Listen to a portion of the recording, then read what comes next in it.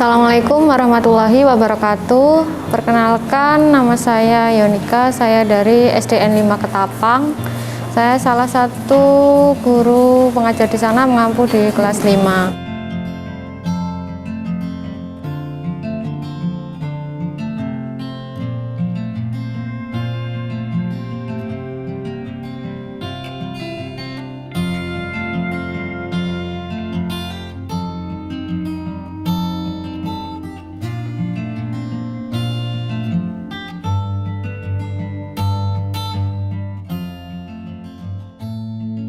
Kondisi sekolah saya itu fasilitasnya sudah kurang, ya pokoknya serba kurang ya. Ruangan aja di sini itu kurang banget. Dulu itu saya pertama ngajar di sini itu satu kelas itu ada 2 rombel. Jadi saya gabung sama kelas 5, kelas 6 karena kita itu cuma punya 2 rombel, kelas 1 sampai kelas 6. Jadi ruang perpus itu kita pakai, terus akhirnya kita berusaha dengan segala cara, akhirnya kita dapat gedung.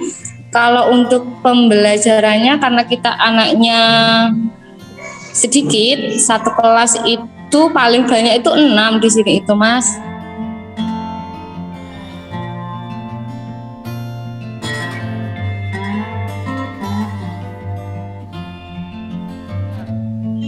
Nah, setelah pandemi, wah, itu sempat anak-anak itu kan waktu itu suruh daring, sedangkan kondisi di sekolah kita itu tidak memungkinkan untuk daring karena anak-anak HP aja nggak punya. HP itu lalit, maaf, yang nggak ada WA-nya itu lah, Mas. Ya. Bahkan ada yang nggak punya sama sekali. Anak-anak itu tidak pernah melihat HP itu seperti apa, tiba-tiba disuruh daring. Jadi waktu awal pandemi itu saya merasa bersalah ya. Waduh, waktunya ngajar, tapi nggak iso ngajar karena kondisi juga itu kita nggak boleh keluar ke rumahnya anak-anak itu tidak boleh. Terus itu berjalan sekitar 2 bulan kayaknya, Mas. Anak-anak itu kasihan sekali waktu itu.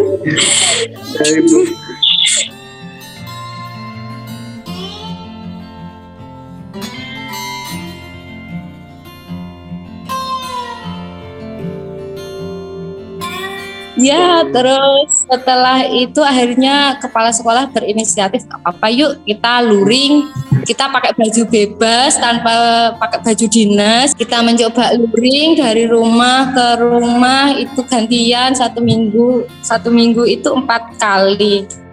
Luring akhirnya dari dinas itu oke, sekarang boleh luring karena ada anak-anak yang nggak punya fasilitas seperti HP ataupun laptop. Oke, kita akhirnya luring, kita kumpul. Setelah itu kita kumpul di satu tempat, anak-anak tak suruh datang. Kalau sebelumnya enggak, aku datang di setiap rumah dan kondisi jalannya kalau hujan itu Masya Allah. Tapi itu di sini tuh saya senang buat apa ya?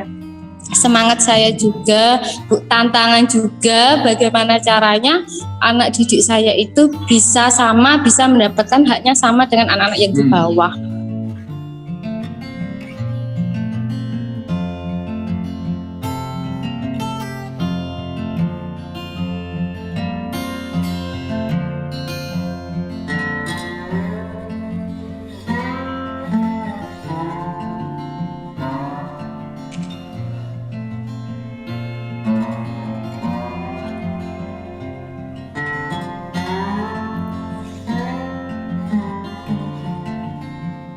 Kita kan ingin menyampaikan ke anak-anak itu bagaimana caranya agar anak-anak itu bisa menerima materi kita dengan baik, dengan happy, enjoy, nggak ada rasa tertekan. Nah, saya ingin itu menerapkan itu. Saya itu sebenarnya waktu itu tujuannya satu, SD saya itu kan SD kecil. SD saya itu gimana ya?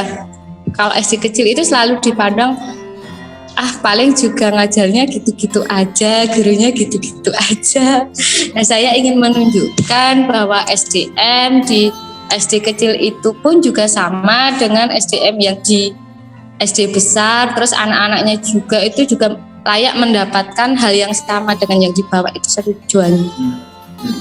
Jadi anak saya nggak ketinggalan zaman.